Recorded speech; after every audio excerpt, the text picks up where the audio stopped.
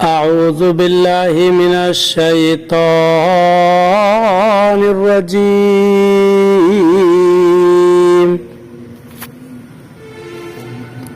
بسم الله الرحمن الرحيم.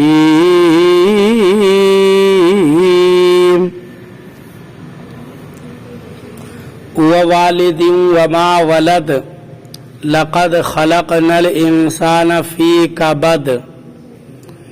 ترجمہ کنز الایمان. اللہ کے نام سے شروع جو نہایت مہربان رحم والا. اور تمہارے باپ ابراہیم کی قسم اور اس کی اولاد کی کہ تم ہو، بے شک ہم نے آدمی کو مشقت میں رہتا پیدا کیا.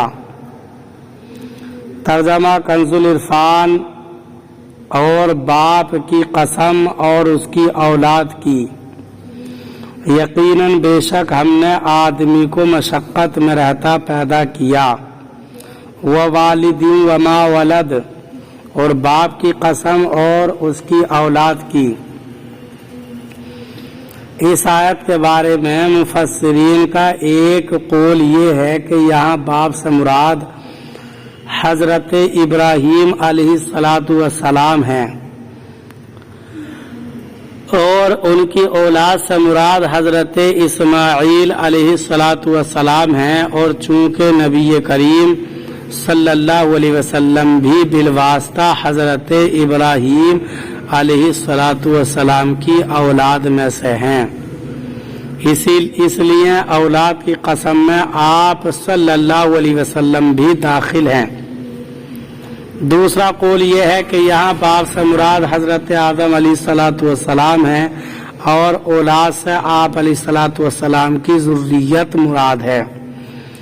اور تیسرا قول یہ بھی ہے کہ یہاں والد سے سرکار دو عالم صلی اللہ علیہ وسلم اور اولاد سے آپ صلی اللہ علیہ وسلم کی امت مراد ہے. اس کی تائید حدیث پاک سے بھی ہوتی ہے، جیسا کہ سنن نسائی میں حضرت ابو ہریرہ رضی اللہ تعالیٰ عنہ سے روایت ہے، حضور اقدس صلی اللہ علیہ وسلم نے ارشاد فرمایا، میں تمہارے لیے باپ کی طرح ہوں، میں تمہیں تمہارے دینی معاملات سکھاتا ہوں. لقد خلقنا الانسان فی کبد، یقیناً بے شک ہم نے آدمی کو مشقت میں رہتا پیدا کیا. اللہ تعالیٰ نے شہر مکہ کی حضرت ابراہیم علیہ السلام اور اپنے حبیب صلی اللہ علیہ وسلم کی قسم یاد کر کے ارشاد فرمایا کہ بے شک ہم نے آدمی کو مشقت میں رہتا پیدا کیا کہ وہ حمل کے دوران ایک تنگ و تاریک مکان میں رہے، ولادت کے وقت تکلیف اٹھائے، دودھ پینے، دودھ چھوڑنے، معاش کے حصول اور زندگی و موت کی مشقتوں کو برداشت کرے. یاد رہے کہ ان مصائب اور تکالیف میں اللہ تعالیٰ کی بے شمار حکمتیں ہیں. ہمارا نفس امارہ مست گھوڑا ہے، اگر اس کے منہ میں ان تکالیف کی لگام نہ ہو تو یہ ہمیں ہلاک کر دے گا، کیونکہ ان تکالیف کی لگام کے باوجود انسان کا حال یہ ہے کہ ظلم اور قتل و غارت وہی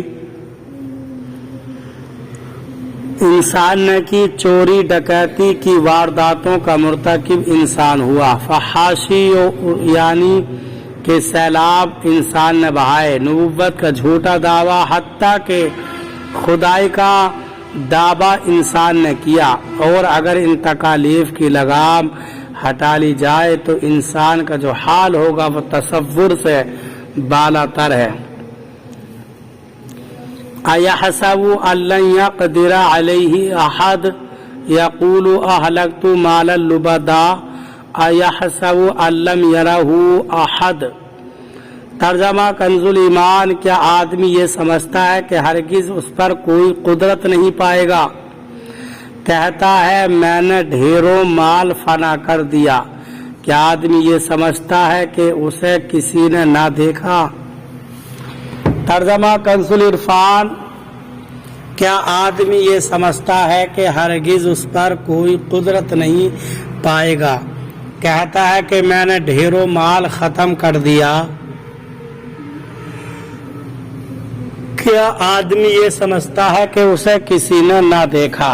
ایحسب ان لن یقدر علیہ احد، کیا آدمی یہ سمجھتا ہے کہ ہرگز اس پر کوئی قدرت نہیں پائے گا؟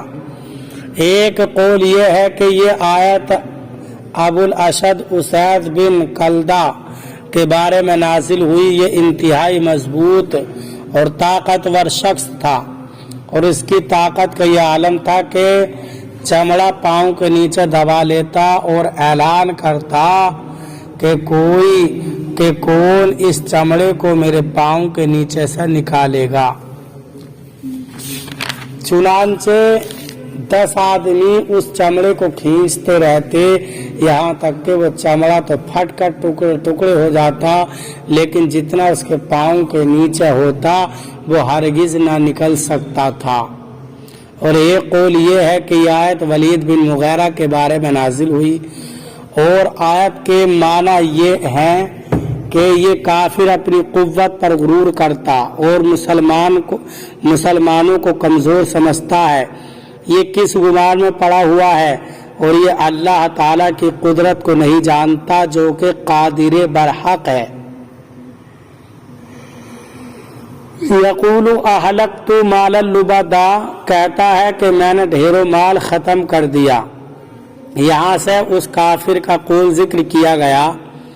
چنانچہ اس آیت اور اس کے بعد والی آیت کا خلاصہ یہ ہے کہ وہ کافر کہتا ہے کہ میں نے نبی کریم صلی اللہ علیہ وسلم کی عداوت اور دشمنی میں لوگوں کو دے دے کر ڈھیروں مال ختم کر دیا تاکہ وہ لوگ حضور اقدس صلی اللہ علیہ وسلم کو تکلیف پہنچائیں۔ کیا اس کافر کا یہ گمان ہے کہ اسے اللہ تعالیٰ نے نہیں دیکھا، اور اللہ تعالیٰ اس سے سوال نہیں کرے گا کہ اس نے یہ مال کہاں سے حاصل کیا اور کس کام پر خرچ کیا؟ ایسا ہرگز نہیں۔ اللہ تعالیٰ اس کی خبیث نیت اور باطنی فساد سے باخبر ہے، اور وہ اسے اس کی سزا دے گا۔ اس سے معلوم ہوا کہ بری نیت سے اور بری جگہ پر مال خرچ کرنے کا انجام بہت سخت ہے۔ اس سے وہ لوگ عبرت حاصل کریں جو رشوت کے ذریعے دنیا کا عہدہ اور منصب حاصل کرنے کے لیے اور شادی کی ناجائز رسموں کو پورا کرنے کے لیے بے تحاشا مال خرچ کرتے ہیں۔ اسی طرح وہ لوگ بھی درس حاصل کریں جو ظاہری طور پر نیک کاموں میں اپنا مال خرچ کر رہے ہیں، لیکن ان کی نیت یہ ہے کہ اس عمل سے لوگ ان کی واہ واہ کریں اور لوگوں میں ان کی نیک نامی مشہور ہو۔ ایسے لوگوں کے لیے درج ذیل 2 احادیث میں بھی بڑی عبرت ہے۔ چنانچہ ایک حضرت عبداللہ بن مسعود رضی اللہ تعالیٰ عنہ سے روایت ہے، حضور اقدس صلی اللہ علیہ وسلم نے ارشاد فرمایا، قیامت کے دن انسان اپنے رب کی بارگاہ سے اس وقت تک قدم نہ ہٹا سکے گا جب تک اس سے ان 5 چیزوں کے بارے میں سوال نہ کر لیا جائے۔ 1، اس کی زندگی کے بارے میں کہ اس سے کن کاموں میں گزارا۔ 2، اس کی جوانی کے بارے میں کہ اسے کن کاموں میں صرف کیا۔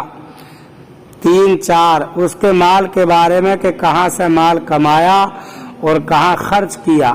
5، اس کے علم کے بارے میں اس نے اپنے علم پر کہاں تک عمل کیا۔ 2، حضرت شداد بن اوس رضی اللہ تعالیٰ عنہ سے روایت ہے، حضور پرنور صلی اللہ علیہ وسلم نے ارشاد فرمایا، جس نے دکھاوے کے لیے روزہ رکھا تو اس نے شرک کیا، جس نے دکھاوے کے لیے نماز پڑھی تو اس نے شرک کیا، اور جس نے ریاکاری کرتے ہوئے صدقہ کیا تو اس نے شرک کیا۔